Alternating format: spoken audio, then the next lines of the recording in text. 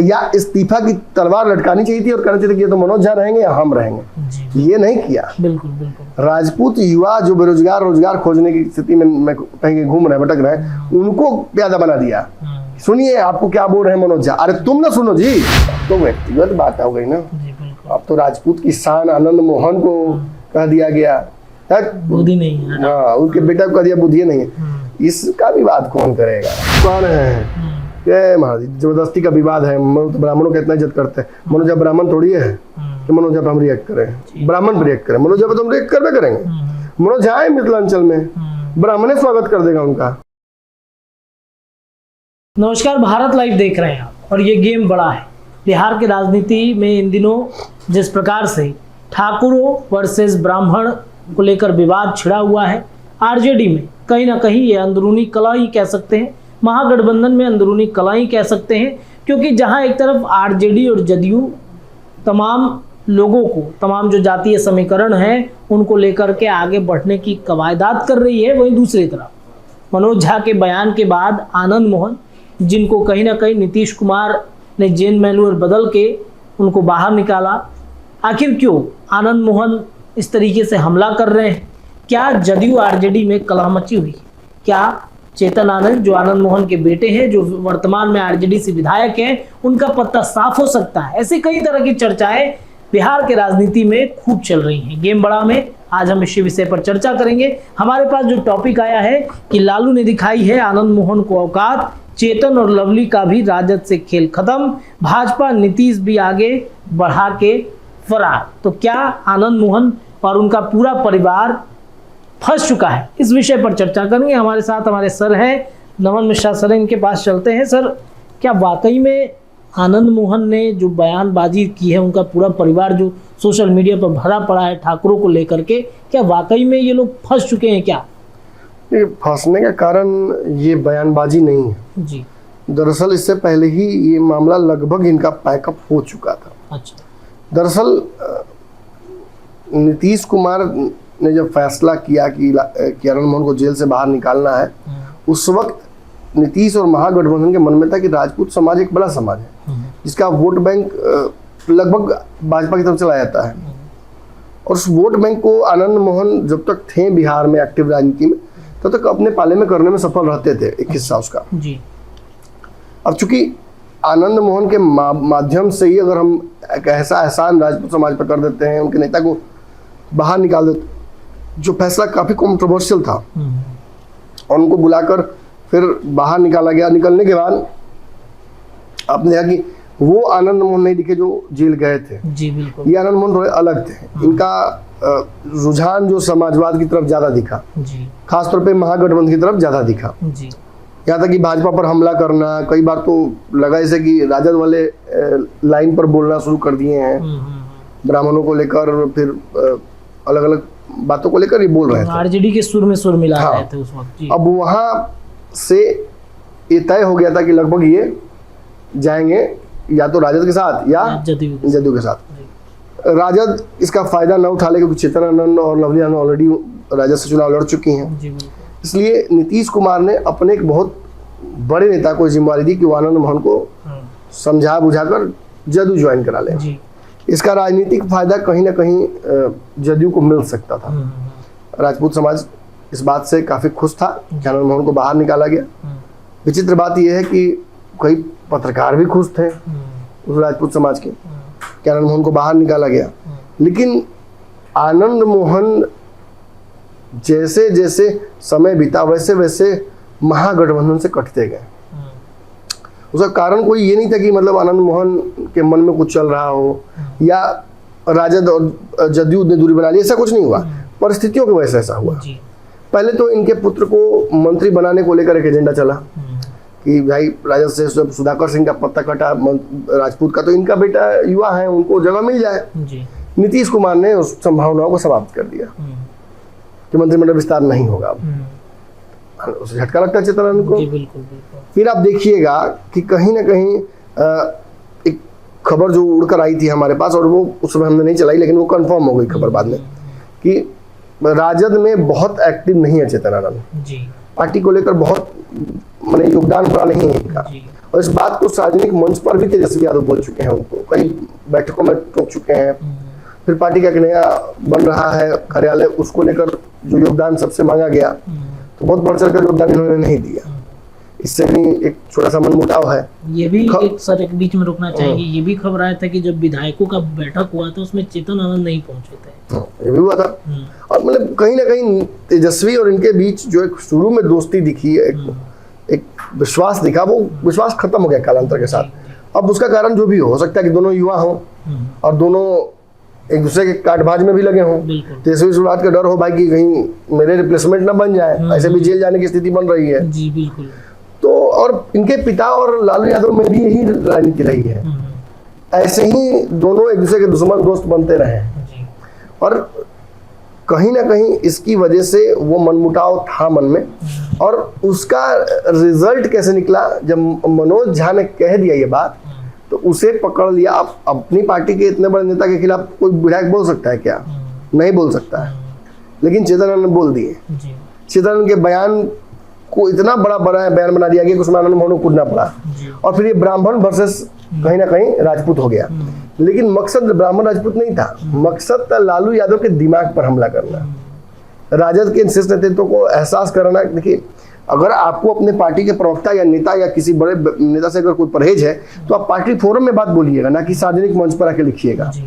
आप लालू यादव को बोल सकते थे। मैं तो साफ कह रहा हूँ, चेतन अगर अपने समाज के बारे में सोचते हैं बहुत, और बहुत बुरा लगा है उनको इस बात से, मनोज झा के पहले इस्तीफा देना चाहिए था, या इस्तीफा की तलवार लटकानी चाहिए थी और कहना चाहिए कि तो मनोज झा रहेंगे या हम रहेंगे। ये नहीं किया। बिल्कुल बिल्कुल। राजपूत युवा जो बेरोजगार रोजगार खोजने की स्थिति में कहीं घूम रहे भटक रहे, उनको प्यादा बना दिया। सुनिए आपको क्या बोल रहे हैं मनोज झा। अरे तुम ना सुनो जी, तुम वहां बैठ के मीटिंग में सुन रहे हो राजपूतों के खिलाफ, ठाकुरों के खिलाफ, अभी भी सत्ता पे बने हुए हो। कौन निर्लज है? बोलने वाला मनोज झा, सुनने वाले तुम, या वो समाज के बच्चे जो मैंने तुम्हारे कहने पर तुम्हारे पीछे चढ़ गए।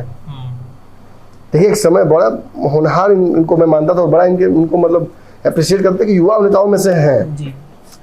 लेकिन इस मौके का फायदा जिस तरीके से उठाया इन्होंने और इनके परिवार ने, अब इनकी बहन कहाँ से आई, वो भी लगी बोलने, ब्राह्मणवाद पर लगी बोलने। ये भूल गई कि ब्राह्मण और क्षत्रियों का रिश्ता कैसा रहा है। एक बात और जान लीजिए, यहाँ पे इतने बड़े लेखक और चिंतक खुद आनंद मोहन है, कविता खुद लिखते हैं और किताब लिखते हैं। कितना किताब लिखा है, क्या बुलबुल क्या क्या, और उनको ये समझ में नहीं आ रहा कि वाल्मीकि जो लिखे हैं उसका मतलब क्या है, वो ठाकुर कौन है, वो समझ में आ रहा है इनको। ये भी जानते हैं कि प्रासंगिक कविता मनोज झा ने पढ़कर पहले हम अपनी जो मूर्खता है उसका परिचय दिया, अब उसके बाद उस पर रिएक्ट करके कौआ और कान वाला स्थिति हो गया एकदम। और निश्चित तौर पर यहाँ समझ में आता है कि इनका मोटिव ये नहीं था कि हम मनोज झा को टारगेट करें, मोटिव लालू यादव थे, मोटिव तेजस्वी यादव थे, पार्टी को एहसास कराना था। इतना ही नहीं, आनंद मोहन मिलने गए थे लालू यादव से और राबड़ी से, मुलाकात नहीं हुई थी। किन परिस्थितियों में नहीं हुई ये समझना पड़ेगा। हालांकि आनंद मोहन खंडन कर रहे हैं कि हम नहीं गए थे, अफवाह उड़ाई जा रही है कि गए थे, हमको कार्ड भगा। बहुत करीबी आदमी ने कहा है,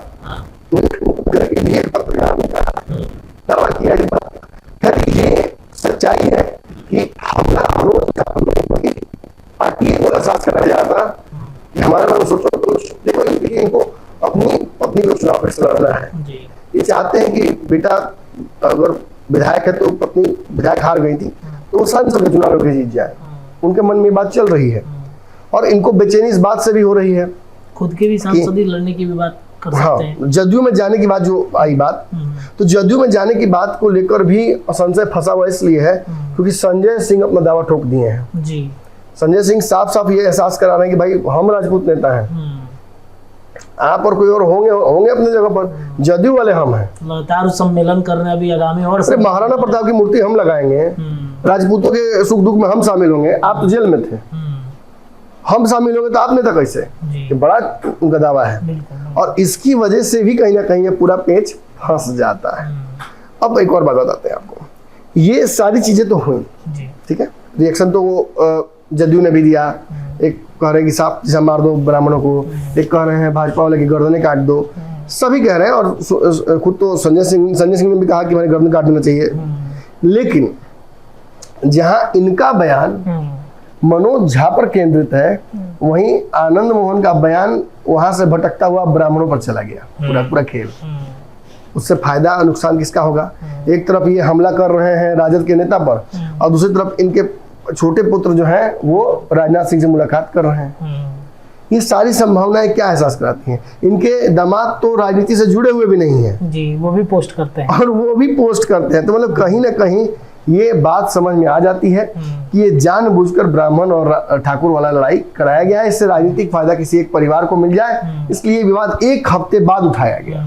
अब देखा देखी बाकी लोग भी कर रहे हैं, लेकिन लालू यादव जब कल आए तो लालू यादव ने एक बयान दिया, जिस बयान से लगभग संभावनाएं समाप्त हो जाती हैं आनंद मोहन की आरजेडी में। लालू यादव ने साफ तौर पर कह दिया कि आनंद मोहन जिस तरीके से कोई भी बोल रहा है उससे कोई फर्क नहीं पड़ता है, मनोज झा जो बोला है एकदम सही बोला है, बुद्धिमान आदमी है वो। अब ये जान लीजिए कि अगर वो इतने बड़े चिंतक है, बुद्धिमान है, लालू जी कह रहे हैं, लालू जी कह रहे हैं जो बोला है आनंद मोहन वो सही, मनोज झा वो सही है, तो आनंद मोहन गलत है? आनंद मोहन को सीधी चुनौती है। अब तक आनंद मोहन करते गर्दन उतार देंगे, ये कर देंगे, वो कर देंगे, अब उतारिए किसका गर्दन? अब लालू जी की गर्दन उतारिएगा? राजद छोड़ेगा सब आपको? राजद के जो यादव जी लोग हैं छोड़ देगा आपको? अब ये राजपूत वर्सेस यादव हो जाएगा। बिल्कुल बिल्कुल। और उसमें आप पढ़िएगा नहीं, इतने चालाक आप हैं। पिछली बार तो आप पढ़े थे राजपूत यादव में, तो कहाँ गए थे? कौन जेल का चाहवा खाए थे? कितने तक सेतल रह गए? फिर आप चाहते उसी स्थिति में चले जाए? कोई बड़ी बात नहीं है लालू यादव के लिए दोबारा आपको बिहार में वो आपका केस निकलवा देना जी। बिल्कुल। और समझ लीजिए कि लालू यादव ने इनको तो ठंडा ही दिया, पूरा ठंडा दिया, जितना ये राजपूत कर रहे थे ठंडा दिया इनको। और इनके पुत्र को तो साफ तौर पर कह दिया, अरे उसको तो बुद्धि नहीं है, उसको बुद्धि है ना। बिल्कुल। एक विधायक जीता हुआ, जनता द्वारा चुना हुआ, पढ़ा लिखा लड़का चेतनानंद, उसको कह रहा कि बुद्धि नहीं है। पत्नी इतनी बड़ी डॉक्टर, खुद इतने बड़े मैंने स्पोर्ट्स के एंथुसियास्ट, वो कहाँ नहीं घूमे हुए हैं, और उनको लालू ने कह दिया कि वो बुद्धिहीन है। अब देखिए मैंने कहने ठाकुर का कुआं, ठाकुर का जल, ठाकुर का मटकी तक तो सब ठीक था, अब तो व्यक्तिगत बात हो गई ना।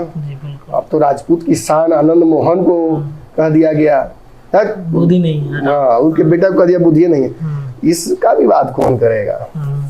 ऐसे ही जगदानंद सिंह कुछ दिन पहले बोले थे ब्राह्मणों को लेकर, उस समय कोई राजपूत खून नहीं खोला था, उस समय किसी ब्राह्मण ने भी इसका बहिष्कार नहीं किया था, जबकि जगदानंद सिंह खुद एक राजपूत ही है जी।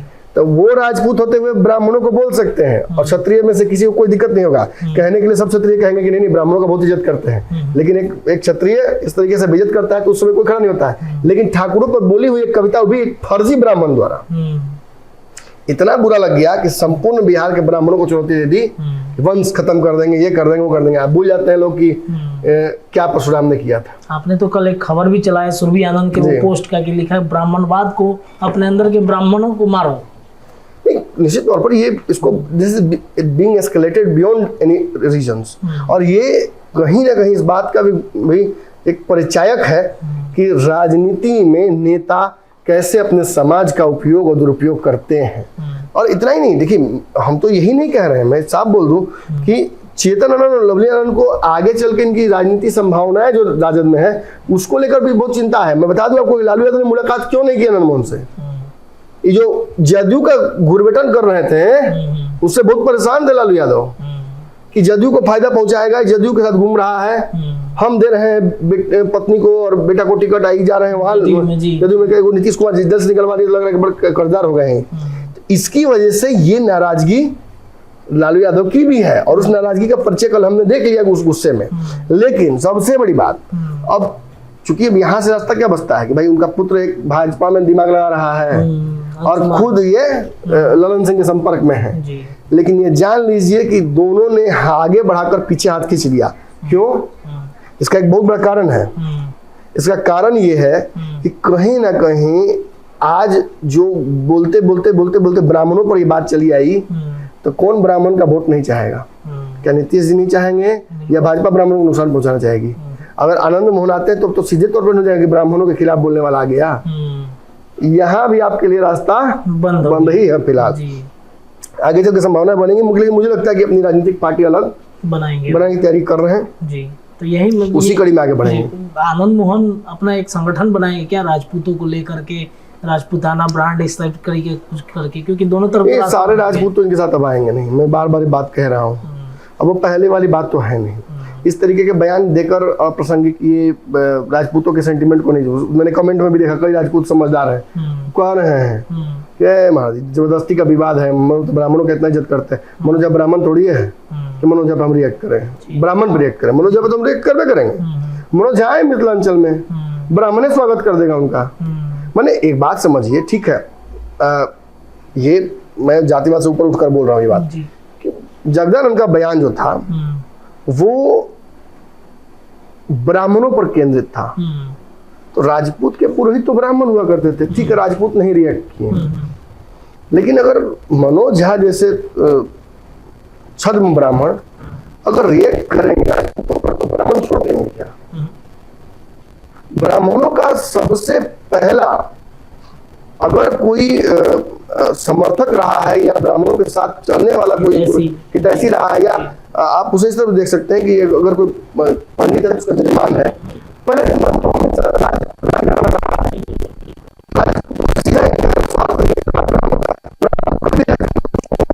कोई हमला कर दे छोड़ देंगे क्या? ये इतिहास में कहानियां एक से एक हैं, आप जाइए तो पीछे। जब ब्रिटिश ने रजवाड़ों पर हमला किया और राजपूतों को नाश करने की कोशिश की तो कितने ब्राह्मण विद्वान पहलवान बन गए और वो लड़ने निकल गए थे। आपको याद होना चाहिए, मतलब हम लोग बाजीराव की कहानी सुनते हैं। बाजीराव भोजन छोड़ कर चल दिए थे। 10 दिन का जो सफर था वो 2 दिन में सफर तय कर दिया घोड़े से। क्यों? क्योंकि राजपूताना पर हमला हुआ था। और क्या कहा था कि जब हमारे राजपूत भाई नहीं रहेंगे तो फिर ब्राह्मण रहकर क्या करेंगे? ये तो ऐतिहासिक है सर कि राजपूत और ब्राह्मण की जो दोस्ती रही है आदिकाल से। सोचिए कि मैंने ये नेता कितने गिरे हुए हैं कि कहां से कहां तक लेके चले आए। माने जो दो जातियां एक दूसरे के अनुवांशिक हैं, हम जुड़ा हुआ है दोनों, और उनके रिश्ते को समाप्त करने तक ये परिस्थितियां ला दी गई। तो निश्चित तौर पर एक दुखद समय है राजनीति का। सभी इसमें से एक इसको गाय बना दिया जाता है और उस गाय को दूहने लगाया जाता है। कुछ लोग दूहने में रहते हैं तो ठीक हो रहता है, कुछ लोग कहते हैं कि नहीं गाय खा भी जाए जाए। चलिए, गेम बड़ा में आज हमने चर्चा करके बता दिया कि किस तरीके से आनंद मोहन ने एक छोटे से कविता का जिस तरीके से उल्लेख किया, लालू परिवार पर दबाव बनाने की कोशिश की गई, लेकिन लालू परिवार ने ही चेतन आनंद और आनंद मोहन के पूरे परिवार पर दबाव बना दिया।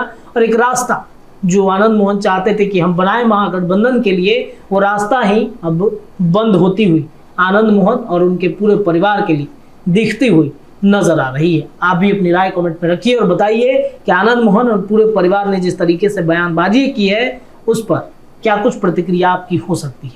देखते रहिए भारत लाइव। बहुत बहुत धन्यवाद। धीरे धीरे से मेरी जिंदगी में आना, धीरे धीरे से दिल को चुराना।